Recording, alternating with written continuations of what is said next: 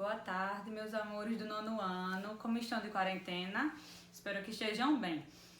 Primeira coisa que eu digo a vocês é que estamos com saudades, né, de todos vocês, do convívio diário, mas pedimos que continuem seguindo a quarentena, ficando em casa, se protegendo, lavando bem as mãos, tomando todo o cuidado necessário, para que logo tudo isso acabe e possamos estar novamente juntos. Dando continuidade, né, eu passei uma videoaula para vocês, resumindo tudo sobre as orações subordinadas. Nas nossas aulas, né, antes da quarentena, nós finalizamos as orações subordinadas substantivas apenas a subjetiva e a predicativa, certo? Mas lembrando que são 6 tipos: subjetiva, predicativa, objetiva direta, objetiva indireta, completiva nominal e apositiva. Então vocês viram esse vídeo, né, que eu passei para vocês, só que eu achei importante, né, trazer de novo ela explicadinha para algumas pessoas que tiveram dúvidas, certo? Então, primeiro eu vou só tratar dessas duas, que é a objetiva direta e a indireta, e depois eu dou continuidade com a completiva nominal e a apositiva, certo? Para não sobrecarregar vocês de informações. Falando em orações subordinadas, eu sempre gosto de, né, recordar aquilo que eu sempre falo para vocês. Se é oração, é porque tem verbo, né? Se é subordinada, é porque ela depende da outra, tá? E se é substantiva, é porque ela tem um valor do substantivo.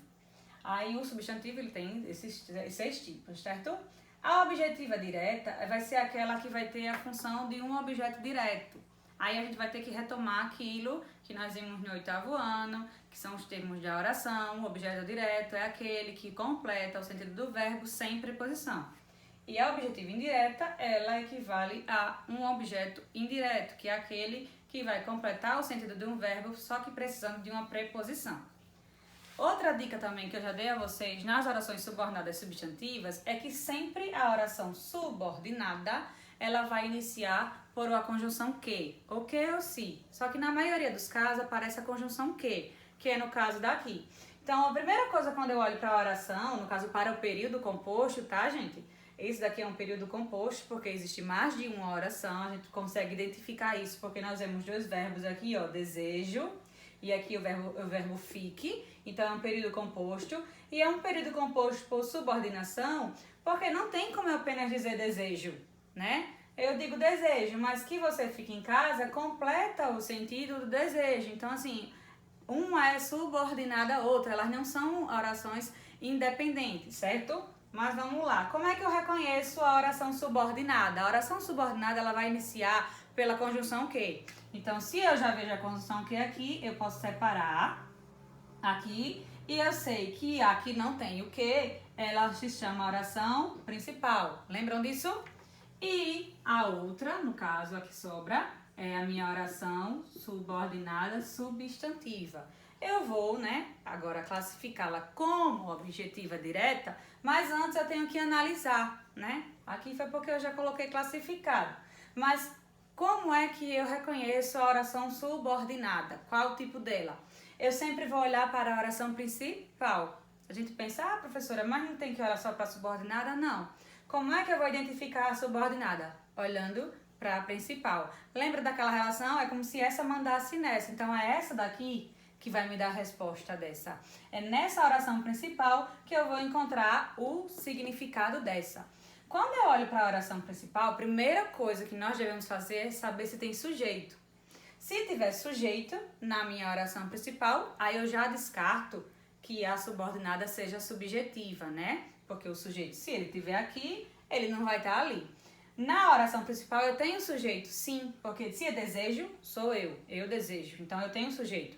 Aquela dali já não é subjetiva. Segunda coisa que eu olho é o verbo. E justamente aqui nós temos um verbo que é um verbo transitivo, porque é um verbo que precisa de um complemento, certo? E é um verbo transitivo direto, por quê? Porque o complemento dele inicia sem preposição.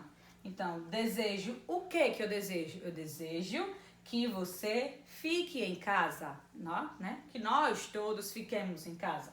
Então, se eu desejo que você fique em casa, eu tenho 2 orações. Essa é a minha oração principal. Essa é a minha objetiva direta. Por quê? Porque ela tem valor de objeto direto para a oração principal. A oração principal, ela é composta por um verbo transitivo direto. E o que é que completa um verbo transitivo direto?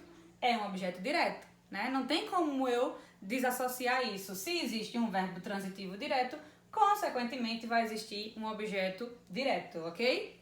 Aí agora, continuando, nós temos as objetivas indiretas. O nome já diz, né? Direta é quando não tem preposição. É como se passasse direto, né? Não tem nada atrapalhando no caminho. E a objetiva indireta, ela vai ter uma preposição que vai anteceder. Alguns casos não aparece a preposição, mas assim, né, são casos bem à parte, até porque na nossa fala muitas vezes nós não utilizamos a preposição, então em alguns casos não vai aparecer. Só que nós vamos agora mostrar quando aparece.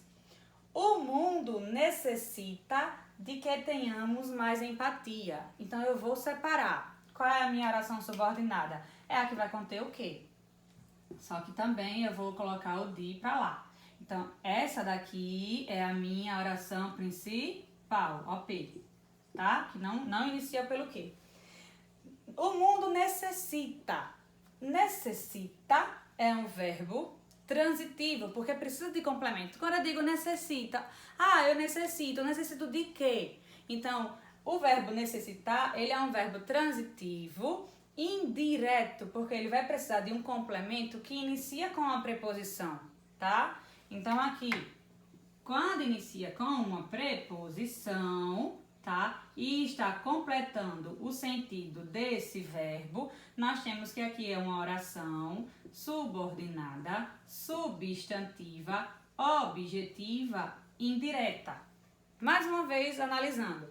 Quando eu olho para a principal, eu vejo que tem sujeito, que aqui é o mundo.